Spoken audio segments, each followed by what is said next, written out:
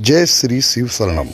जैसे कि आप सभी को ज्ञात है, शिवधाम खेड़ा कुर्तान की तरफ से एक 53 दिन का चैलेंज लिया गया, जिसका आज तीसरा दिन है। 11 अगस्त शिवरात्रि तक हम सभी कमेटी के सदस्य मंदिर में जो बाकी काम है, ये जाल का और जो सुंदरीकरण का कार्य है, इसको शिवरात्रि से पहले संपूर्ण करने के एक प्रयासरत है।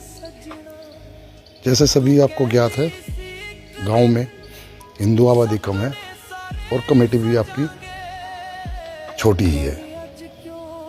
तो इसमें आप सभी शिव भक्तों से हमारा सप्रेम निवेदन है, ये जो भारी भरकम कार्य है, जिसकी लागत लगभग 4-5 लाख के करीब है, इसमें सभी बढ़ चढ़कर सहयोग करें।